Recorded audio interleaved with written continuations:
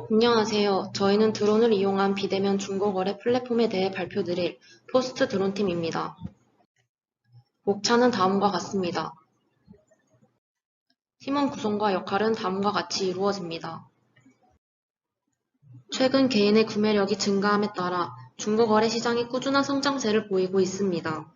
중고거래 대표적 플랫폼인 당근마켓은 올해 5월 기준 주간 이용자 수가 1,200만 명을 넘어섰으며 누적 가입수는 3천만 명을 기록했다고 합니다.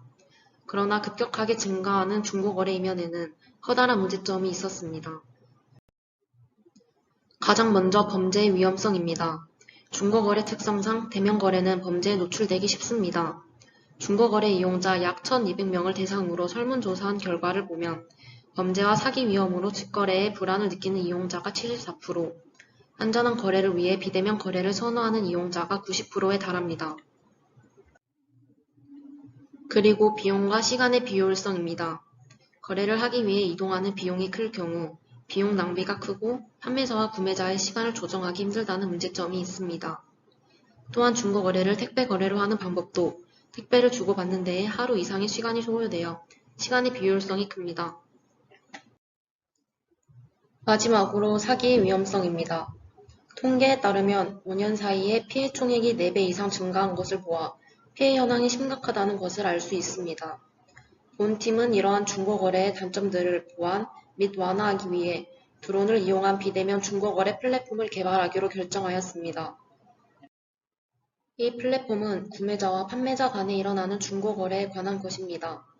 먼저 구매자의 측면에서 해당 구매자가 커피포트를 중고로 구매하려고 하는 상황일 때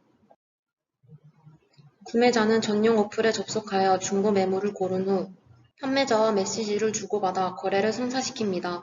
그 이후에 판매자 측에서는 어플을 통해 가장 방문하기 편한 전용 무인 택배함을 선택해 택배 예약을 합니다. 예약을 마친 판매자는 해당 무인 택배함 A로가 물건을 맡길 수 있습니다. 무인 택배함은 자체 제작된 것으로 미닫이 형식으로 열려 판매자가 내부에 물건을 넣을 수 있습니다. 택배함 내부엔 적재함이 겹겹이 쌓여 있어 최상단의 물품이 보관됩니다. 물품이 들어온 것이 인식되면 드론이 해당 무인 택배함 A로 이동합니다.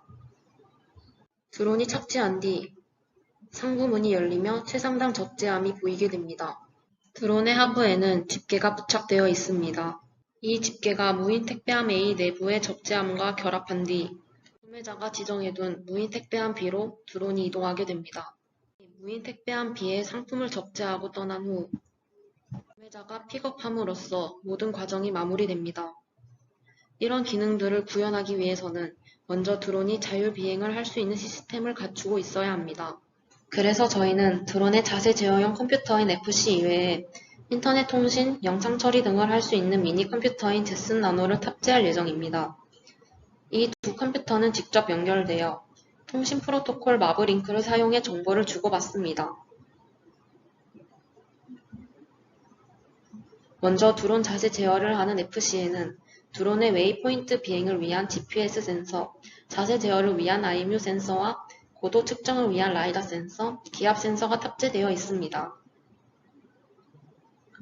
이런 여러 센서들을 사용해 제슨 나노에서 생성한 웨이포인트를 따라서 자동 비행합니다.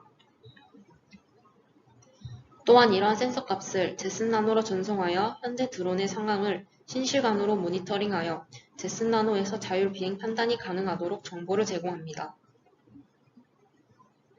다음으로 제슨 나노입니다.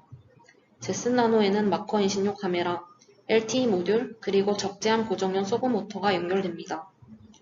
LTE 모듈은 어디서든지 드론이 인터넷에 연결할 수 있도록 하여 서버와 통신할 수 있도록 합니다. 서버로부터 출발, 도착지 정보를 받은 제슨 나노는 FC로 드론의 웨이포인트 경로와 이륙, 착륙 명령을 보냅니다. 택배함 착륙 시 GPS 오차를 보정하기 위한 마커 인식 영상 처리를 합니다. 마커 인식은 택배함의 드론 착륙 부분에 위치하며 아래쪽을 내려다보는 카메라로 인식합니다. 마커를 인식하며 마커까지의 거리, 회전각을 측정할 수 있고 이 값을 토대로 정밀한 착륙을 진행합니다. 다음으로 서버입니다. 서버는 드론, 사용자 스마트폰, 택배함 사이에서 인터넷을 통한 통신이 이루어질 때 모든 정보의 중간다리 역할을 합니다. 중간다리 역할 이외에도 택배함이 설치된 위치를 모두 저장하고 있어 사용자로부터 어느 택배함을 사용하겠다는 정보가 들어오면 가용 가능한 드론으로 출발지, 목적지 위경도 좌표를 보내는 역할을 합니다. 어플리케이션에서 사용자가 이용하는 메인 기능은 중고거래, 거래를 위한 채팅, 무인 택배함 예약을 위한 맵으로 이루어져 있습니다. 이를 구현하기 위해서 안드로이드 스튜디오에서 코틀린을 이용해 프로그래밍합니다. 이때 저장소에 이미지 데이터들을 업로드하고 채팅을 위한 소켓 통신을 구현하기 위해 구글의 파이어베이스 스토리지를 이용합니다. 그리고 무인 택배함 예약 기능을 구현하기 위해서 네이버 지도 API를 가져와 GPS 연동을 하도록 해줍니다. 무인 택배함은 다음과 같이 설계됩니다. 드론이 이용할 상단부 문과 사용자가 이용할 전면부 문은 타이밍 벨트와 폴리를 이용하여 움직이게 됩니다. 상단부 문은 드론과 전면부 문은 어플과 연동시켜 개폐하게 하여 분실 위험을 최소화시킵니다. 만약 드론이 바스켓을 운반하여 높이가 줄어든 것이 감지되면 리미트 스위치를 이용하여 바닥부를 높여줘서 최상단부의 위치를 균일하게 다시 맞춰줘야 합니다.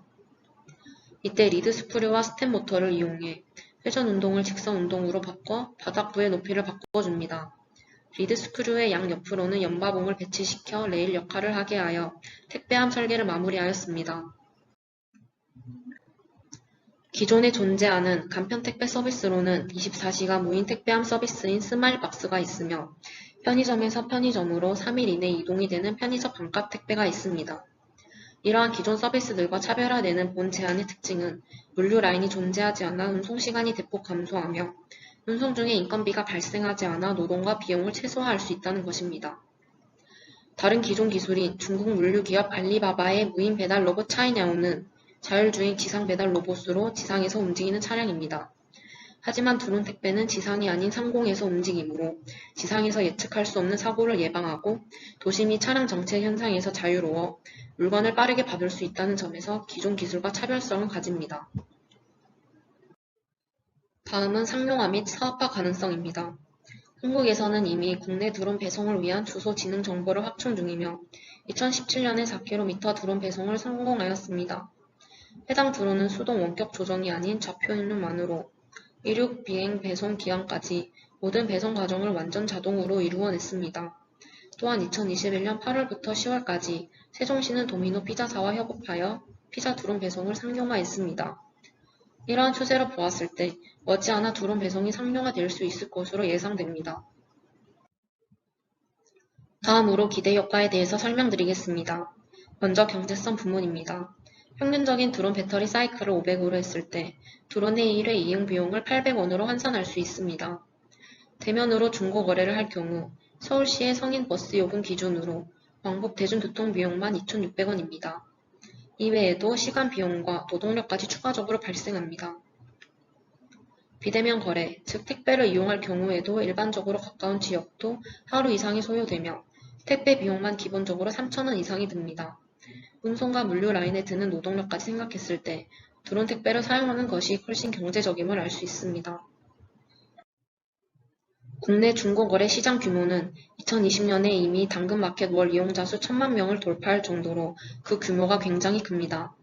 이에 기반하여 상용화 가능성과 경제성, 효율성 등을 따져보았을 때 본 제안의 발전 가능성은 무궁무진할 것으로 생각됩니다.